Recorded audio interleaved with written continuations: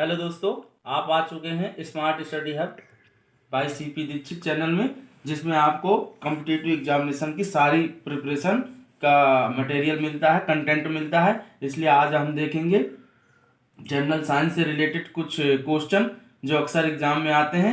Number 1 question है, MKS प्रणाली में बल का एकक, यह मतलब बल की इकाई क्या है। ठीक है, तो बल की इकाई क्या होती है? जूल होती है, न्यूटन होता है, किलोग्राम होता है, न्यूटन मीटर होता है। तो पहले तो आप ये लोग देख लो एमकेएस का फुल फॉर्म क्या होता है? एम से मीटर, के से क्या होगा? किलोग्राम, एस से होगा सेकेंड। ठीक है, अक्सर ये भी पूछ लेते हैं कि एमकेएस का फुल फॉर्म क्या होगा।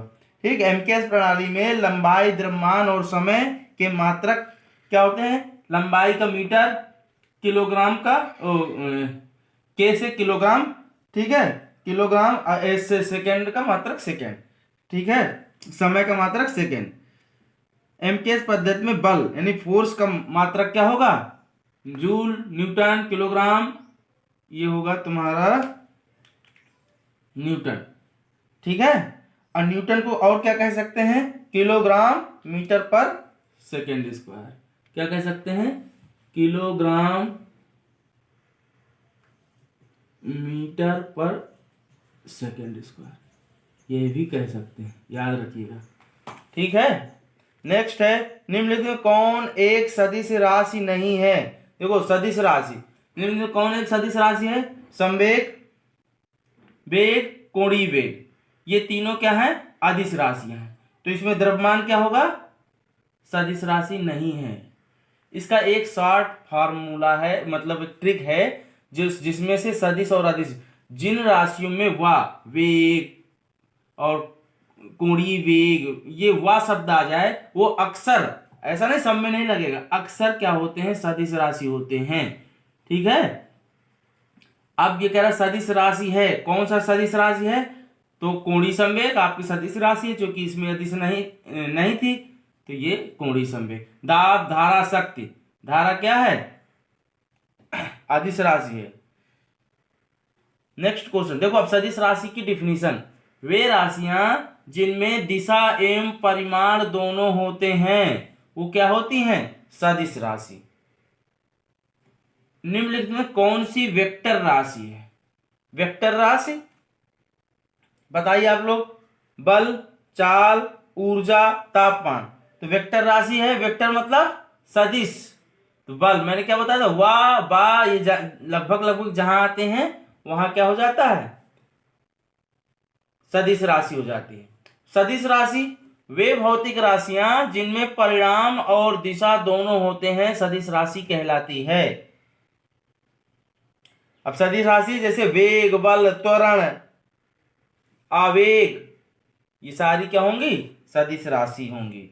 नेक्स्ट है, किसी सदिश का परिमाण कभी नहीं हो सकता। किसी सदिश का परिणाम क्या नहीं हो सकता? कभी क्या नहीं हो सकता? शून्य, इकाई, ऋणात्मक, धनात्मक। देखो, किसी सदिश का परिमाण कभी भी ऋणात्मक नहीं हो सकता। ठीक, क्योंकि सदिश राशि की दिशा ऋणात्मक हो सकती है। तो सदिश राशि की दिशा ऋणात्मक हो सकती है, याद रखिएगा। सदिश राशि की दिशा ऋणात्मक हो सकती है, मक हो सकती है, याद रखिएगा। एक क्वेश्चन ये भी बन गया। ठीक, क्वेश्चन है, दो वेक्टर जिनका मान अलग है, ऑप्शन क्या है? उनकी दिशा अलग होगी, उनका परिणामी शून्य होगा, उनका परिणामी शून्य नहीं हो सकता, उपरोक्त में से कोई नहीं। तो इसका होगा, दो वेक्टर जिनका मान असमान है, उनका परिणामी शून्य नहीं हो सकता। दो वेक्टर जिनका मान असमान है, उनका परिणामी शून्य नहीं हो सकता। और दो समान वेक्टर का परिणामी शून्य हो सकता है यदि दोनों वेक्टरों की दिशा क्या हो? विपरीत हो। ठीक है, नेक्स्ट क्वेश्चन है, अदिश राशि कौन है? ऊर्जा, बल आघूर्ण, संवेग, वेग। देखो, अदिश राशि कौन है? ठीक, तो अदिश राशि मैंने क्या बताया था, वा या बा से शुरू होने वाली राशियां क्या होंगी, सदिश होंगी। ठीक, तो अपने आप ऊर्जा क्या हो गई, अदिश राशि हो गई। बल, आघूर्ण एवं संवेग सदिश तथा ऊर्जा अदिश राशि होती है, क्योंकि ऊर्जा का केवल क्या होता है, परिमाण होता है, दिशा नहीं होती। ठीक, नेक्स्ट क्वेश्चन है, निम्नलिखित में से कौन समय की इकाई नहीं है। तो देखो समय की इकाई कौन सी नहीं है, देखो माइक्रो सेकेंड समय की इकाई हो गई, सेकेंड समय की इकाई हो गई, नैनोमीटर, प्रकाश वर्ष, इनमें से कंफ्यूजन हो सकता है। तो समय की इकाई नहीं है वो नैनो सेकेंड है, मीटर नहीं है, यहाँ पर नैनो सेकेंड, मीटर तो लंबाई की हो गई थी, नैनो से देखो तीनों में सेकेंड सेकेंड लगा है, 1 2 3 2 3 4, ये अपने आप क्या हो गया, समय की इकाई नहीं है। अब समय की इकाई नहीं है तो ये क्या है कि इकाई है लंबाई की, दूरी की। तो एक प्रकाश वर्ष बराबर, ये फैक्ट्स बहुत एग्जाम में आता है, इसलिए जो है ना हम आपको बता रहे हैं, एक प्रकाश वर्ष बराबर 9.46 गुणे 10⁻15 मीटर। ठीक, अब आपको वीडियो कैसी लग रही है, अगर अच्छी लग रही हो तो वीडियो को लाइक करें और इसी तरह के वीडियो हमारे चैनल को सब्सक्राइब कर लें। ठीक है, चैनल का नाम क्या है, smart study hub by C P Dikshit. एक प्रकाश वर्ष बराबर 9.46 गुणे 10⁻15 मीटर। नोट, दूरी मापने की सबसे बड़ी इकाई क्या है, पारसेक, ये आया था एग्जाम में एक बार। ठीक, एक पारसेक बराबर 3.26 प्रकाश वर्ष होता है, या 3.08 गुणे 10⁻16 मीटर। नेक्स्ट है, पाउंड को किलोग्राम में बदलने के लिए गुणा करना पड़ता है, किसका गुणा करना पड़ता है, पाउंड को किलोग्राम में, नंबर ए ऑप्शन 0.4536 द्वारा। ठीक है, अब पाउंड किसका मात्रक होता है, बल का मात्रक होता है, जबकि किलोग्राम किसका होता है, द्रव्यमान का। ठीक, नेक्स्ट क्वेश्चन है 10वें नंबर का, निम्न में से किसका उपयोग ऊंचाई नापने के लिए किया जाता है, very important, barometer, planimeter, altimeter, hydrometer.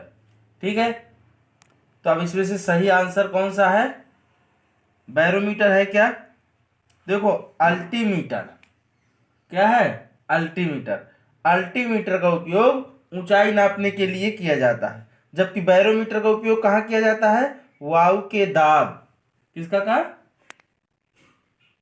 वायु दाब। ठीक है,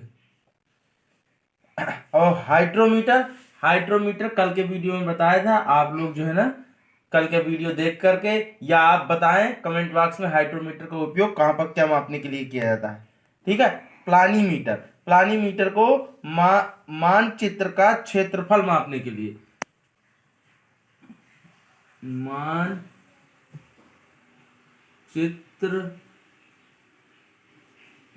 का क्षेत्रफल, प्लानीमीटर का उपयोग मानचित्र का क्षेत्रफल। हाइड्रोमीटर को आप लोगों को कमेंट बॉक्स में बताना है कहाँ उपयोग करते हैं। गुरुत्वाकर्षण नियमों के आविष्कारक कौन हैं, गुरुत्वाकर्षण के नियमों का आविष्कार एडिसन ने किया, न्यूटन ने किया, फैराडे ने किया, इनमें से कोई नहीं। अब एडिसन और फैराडे ने तो नहीं किया, तो न्यूटन का गुरुत्वाकर्षण नियम नाम में ही। ठीक, तो न्यूटन ने अपनी, देखो इसका मेन क्वेश्चन क्या बन सकता है, न्यूटन ने अपनी किस पुस्तक में गुरुत्वाकर्षण का नियम दिया, तो न्यूटन ने अपनी पुस्तक प्रिंसिपिया, क्या प्रिंसिपिया में गुरुत्वाकर्षण का नियम दिया। गुरुत्वाकर्षण नियम के अनुसार पृथ्वी हर वस्तु को अपनी ओर खींचती है। ठीक है, पुस्तक का नाम क्या था, प्रिंसिपिया, यहां लिखे दे रहा हूं, याद कर लीजिएगा, प्रिंसिपिया। किसी भी स्थिर या गतिशील वस्तु की स्थिति और दिशा में तब तक कोई परिवर्तन नहीं होता जब तक उस पर कोई बाह्य बल सक्रिय ना हो।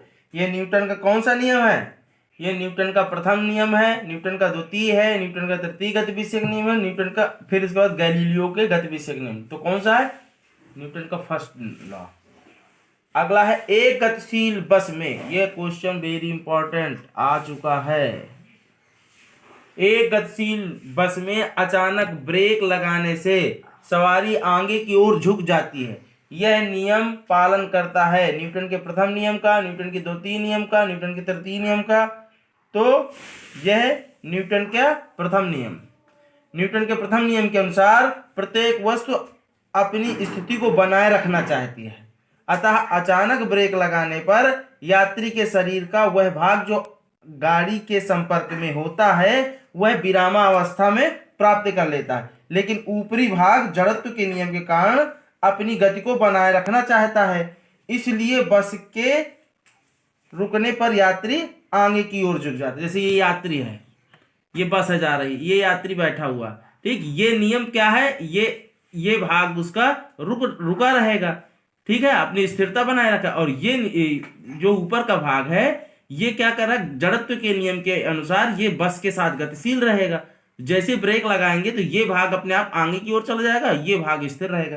तो व्यक्ति कहाँ के लिए आगे की ओर, ब्रेक लगाने पर आगे की ओर झुक जाता है, ठीक। नेक्स्ट क्वेश्चन है किसी पिंड के उस गुण धर्म को क्या कहते हैं जिससे वह सीधी रेखा में विराम या एक समान गति की स्थिति में किसी भी परिवर्तन का प्रतिरोध करती है। तो क्या कहते हैं, गतिहीनता कहते हैं, जड़त्व कहते हैं, कुल भार कहते हैं, या अक्रियता कहते हैं, ठीक। तो इसका क्या होगा, जड़त्व, क्योंकि जड़त्व के कारण ही पिंड अपनी अवस्था परिवर्तन का विरोध नहीं करता, ठीक। स्थिर है तो स्थिर ही रहना चाहता है, यदि वह गतिमान है तो गतिमान रहना चाहता है, ठीक है। और यह सिद्धांत न्यूटन ने दिया था। किसने दिया था, न्यूटन ने दिया था। नेक्स्ट है 35, न्यूटन के गति का कौन सा नियम जड़त्व की व्याख्या करता है। तो कौन सा नियम बताया था पीछे, प्रथम, द्वितीय, तृतीय, या इनमें से कोई नहीं, ठीक है। तो इनमें से गति का प्रथम नियम, गति का प्रथम नियम जड़त्व की व्याख्या करता है। इसके अनुसार किसी वस्तु की स्थिति तथा दिशा में बिना किसी बाह्य बल के परिवर्तन नहीं हो सकता। नेक्स्ट क्वेश्चन है 16, एक वस्तु के जड़त्व की प्रत्यक्ष निर्भरता है द्रव्यमान पर, वेग पर, आयतन पर, संवेग पर। तो प्रत्यक्ष निर्भरता किस पर है, प्रत्यक्ष निर्भरता किस पर है, 16 द्रव्यमान पर, क्योंकि जड़त्व सदैव द्रव्यमान के सीधे समानुपाती होता है और जड़त्व के अंतर्गत कोई वस्तु तब तक अपनी विरामावस्था में रहती है जब तक कि उस पर कोई बाह्य बल न लगाया जाए। नेक्स्ट क्वेश्चन है वेरी इंपॉर्टेंट, न्यूटन के गति के प्रथम नियम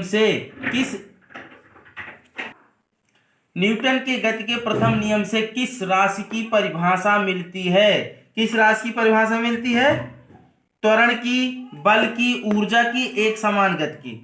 तो प्रथम नियम से परिभाषा मिलती है बल की, किसकी, बल की।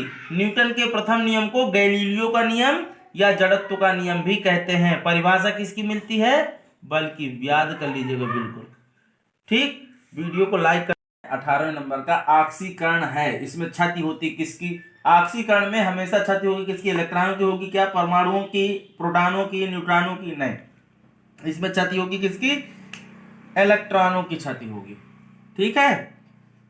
आक्सीकरण की डिफिनीशन क्या होती है, विद्युत ऋणात्मक परमाणु या मूलक का अनुपात बढ़ना या धन आवेश का बढ़ना या इलेक्ट्रॉन का त्याग करना आक्सीकरण कहलाता। तो देखो इलेक्ट्रॉन का उसने त्याग कर दिया, अब फिर उसने क्या कहा, विद्युत ऋणात्मक परमाणु या मूलक अनुपात का बढ़ना, धन आवेश का बढ़ना। देखो धन आवेश भी बढ़ गया, इलेक्ट्रॉन त्याग दिया, ठीक।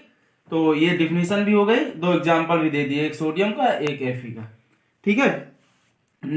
अगला देखो, इसमें एक चीज याद कर सकते हो, ऑक्सीकरण को निम्न पदों में परिभाषित किया जा सकता है, जिसमें ऑक्सीजन के संयोग, ठीक, हाइड्रोजन के वियोग। ऑक्सीकरण में क्या होता है, हाइड्रोजन का वियोग होता है। विद्युत ऋणात्मक अवयवों का बढ़ना, जो कि क्वेश्चन में है, ठीक। विद्युत धनात्मक अवयवों का घटना, देखो ऋणात्मक बढ़ेगा तो धनात्मक अपने आप घटेगा।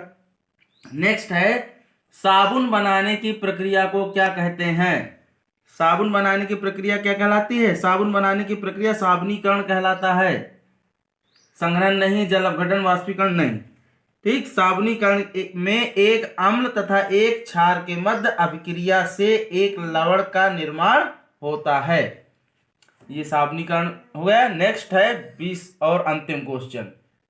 शक्कर के घोल का तापमान बढ़ाने से शक्कर की विलेयता क्या होगी? देखो, तापमान बढ़ाएंगे कभी भी तो पदार्थों की विलेयता तापमान बढ़ाने पर बढ़ती है। ओके। फिर क्योंकि जब कोई पदार्थ किसी विलायक में घुलता है तो ऊष्मा क्या होती है? अवशोषित होती है। अतः शक्कर के घोल का तापमान बढ़ने से शक्कर की विलेयता क्या होगी? बढ़ेगी। आप लोगों को वीडियो कैसा लगा कमेंट बॉक्स में जरूर बताएं और चैनल को लाइक करें, चैनल को सब्सक्राइब करें और वीडियो को लाइक करें।